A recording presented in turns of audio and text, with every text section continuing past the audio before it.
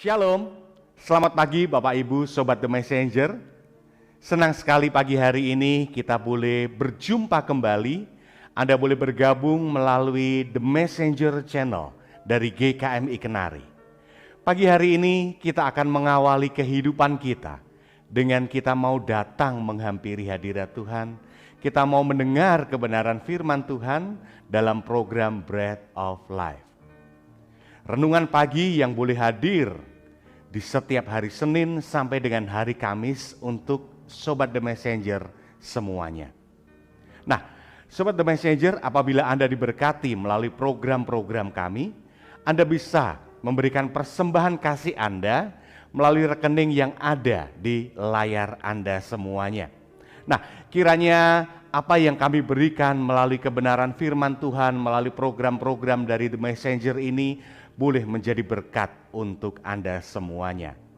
Selamat menikmati hari yang baru, selamat menikmati kebenaran firman Tuhan. Tuhan Yesus memberkati.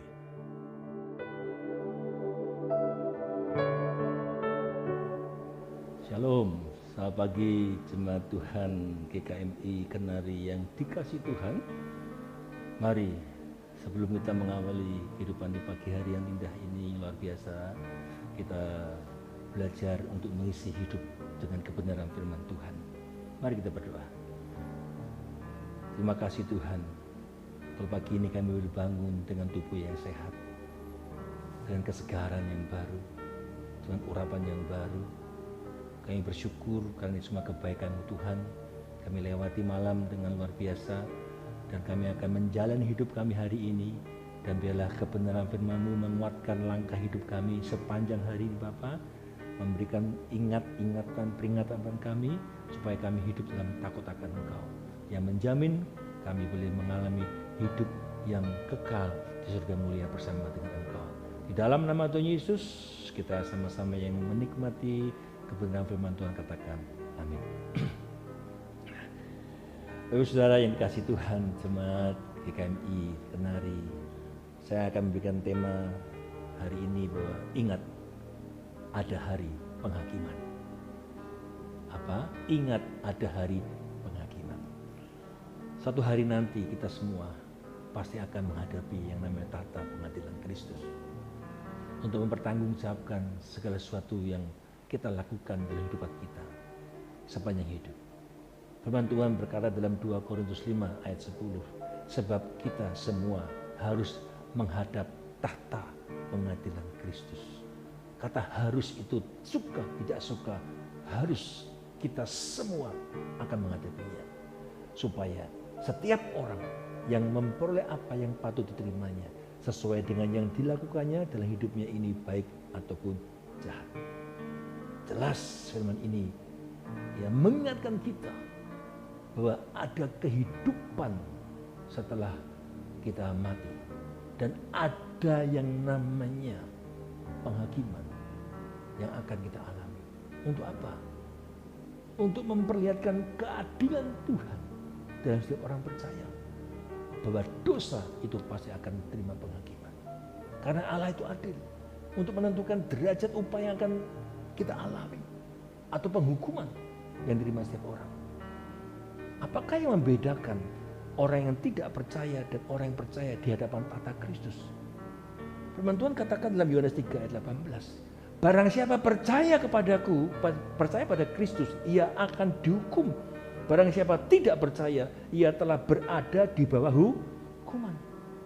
Jadi firman Tuhan katakan orang percaya adalah pelaku firman, bukan cuma percaya, tapi hatinya jauh daripada Tuhan. Jadi ketika kita orang percaya tapi kita jauh dari Tuhan, itu berarti kita berada di bawah hukuman. Bapak saudara, suatu hari nanti akan terjadi penyingkapan di tahta pengadilan Kristus. Kalau kita nggak bertobat dengan sungguh, maka akan terjadi hal yang mempermalukan kita. Karena semua yang tersembunyi akan dibukakan.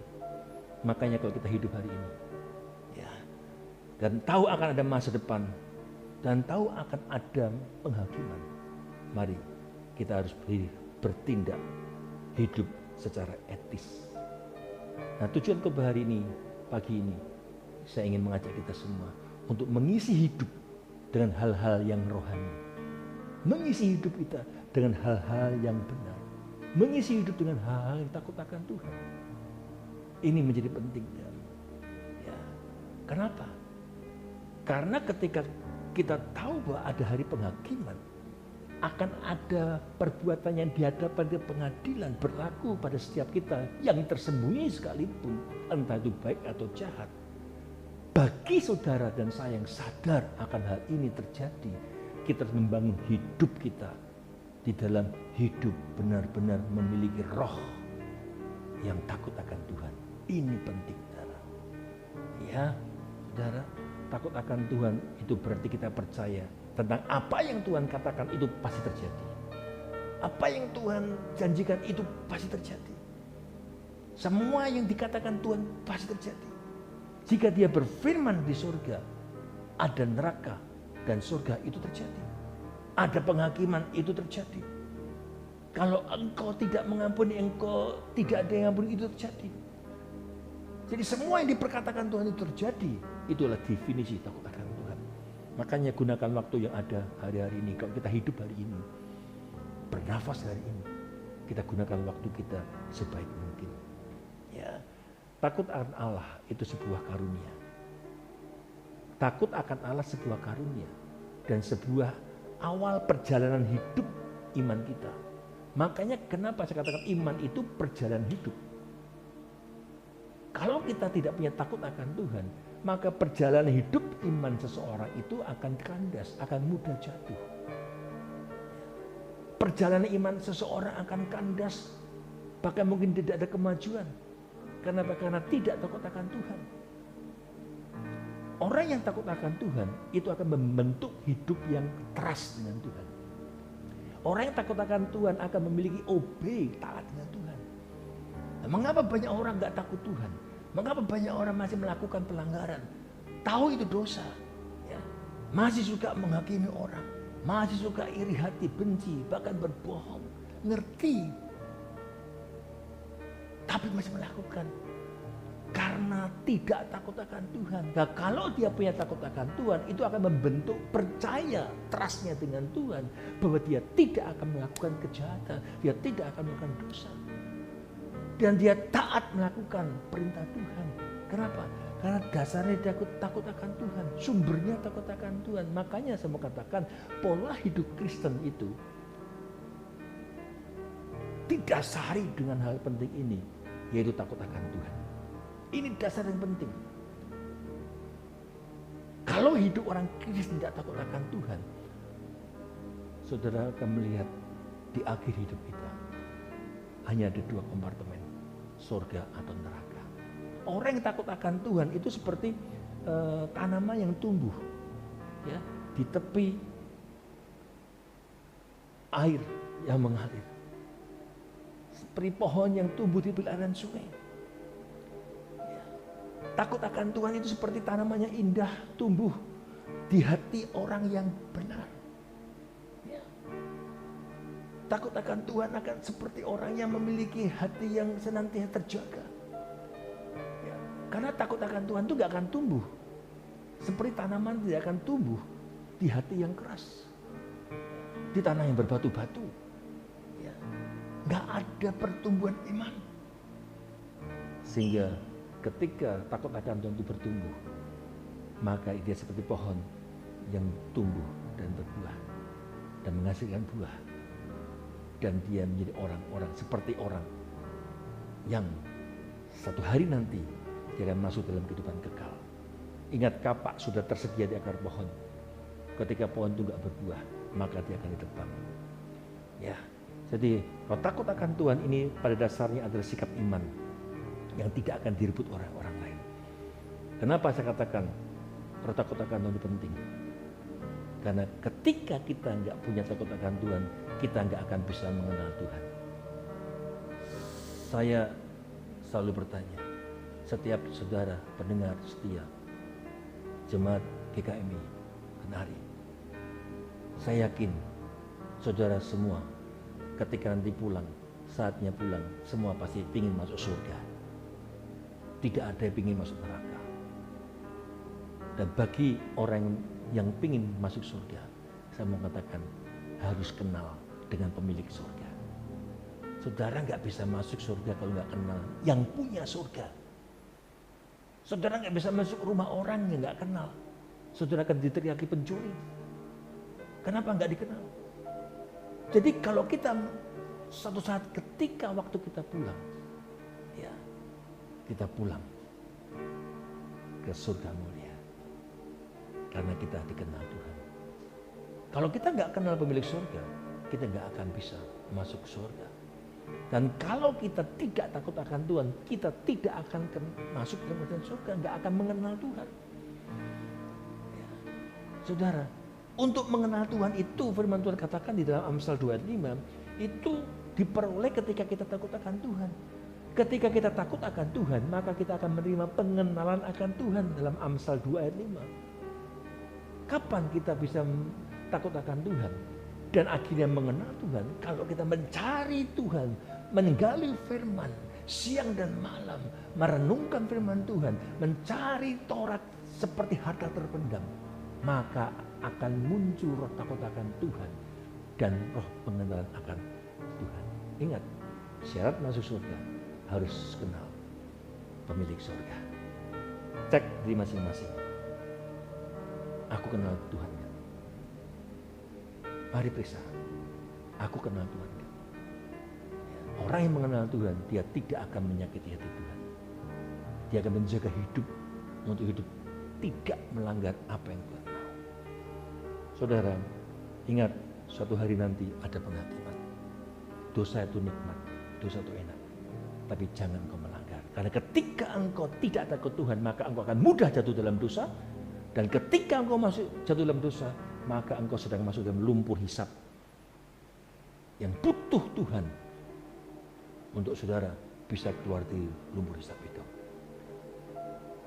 Selanjutnya saudara, kita belajar untuk sampai kita dikenal oleh Tuhan. Bagaimana kita dikenal Tuhan? Firman Tuhan katakan 1 Korintus 8 ayat 3. Orang yang mengasihi Allah, ia dikenal oleh Allah. Ya. Bapak Ibu dikenal Allah, mau dikenal Allah, dikatakan mengasihi Tuhan. Mari kita periksa hati masing-masing pagi ini. Dalam perjalanan iman kita, apakah aku mengasihi Tuhan? Firman Tuhan berkata, orang yang mengasihi Tuhan adalah orang yang melakukan perintah Tuhan. Di dalam 1 Yohanes 4 ayat 19 sampai 21. Kalau engkau mengasihi Tuhan, tapi engkau membenci saudaramu, maka engkau itu pendusta. Bagaimana engkau bisa mengasihi Tuhan, tapi engkau membenci saudaramu? Bagaimana engkau berkata engkau mengasihi Tuhan yang tidak kelihatan, sedangkan yang kelihatan engkau tidak bisa mengampuni? Tanda engkau mengasihi, engkau melakukan perintah Tuhan. Ya, ampuni.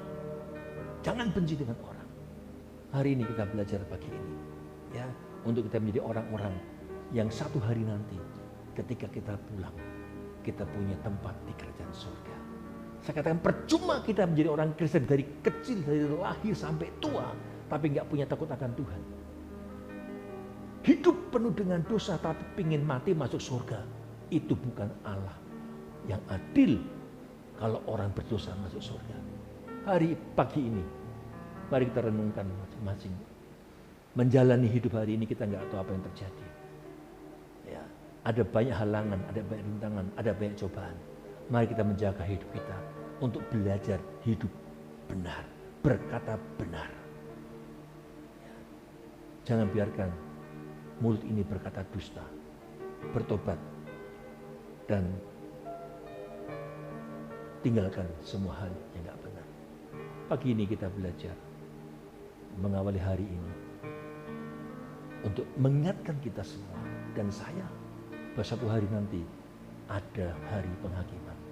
Oleh karena itu kita harus belajar untuk mendidik diri kita dengan keras, memiliki roh takut akan Tuhan sebagai fondasi yang kuat untuk menjalani hidup hari demi hari yang semakin tidak mudah, dan berpegang pada perintah Tuhan, melakukan firman Tuhan apapun, karena firman Tuhan berkata perintah Tuhan itu tidak berat. Bersama dengan Tuhan kita bisa melewati banyak perkara, melewati banyak hal, karena Tuhan yang berjanji semua akan indah pada waktunya. Amin. Mari kita berdoa. Bapa yang baik, pagi ini kami diingatkan untuk kami menjaga hidup kami dengan seksama bagaimana kami hidup. Bukan seperti orang bodoh, tapi kami belajar hidup seperti orang arif. Ampuni kalau kami masih belum benar-benar menjalani hidup Kristen kita dengan takut akan Engkau. Masih jatuh bangun. Tapi biarlah pagi hari ini Tuhan Allah Roh Kudus beri kekuatan buat kami pendengar jemaat GKMI yang dikasihi Tuhan untuk berbalik dari jalan-jalan yang salah, meninggalkan segala hal yang tidak benar dan berjalan menuju kebenaran. Tuhan, hamba-Mu berdoa untuk setiap anak-anak Tuhan yang luar biasa pagi ini Tuhan. Bila hari ini diberi kekuatan untuk menjalani hari ini dengan luar biasa. Walaupun ada masalah, walaupun ada persoalan yang belum terselesaikan, tapi percayalah, serahkan segala persoalanmu di dalam tangan Tuhan. Hidup benar, bereskan hidup, maka segala yang sulit Tuhan akan kerjakan. Di dalam nama Tuhan Yesus, kita semua yang diberkati Tuhan katakan sama-sama. Amin.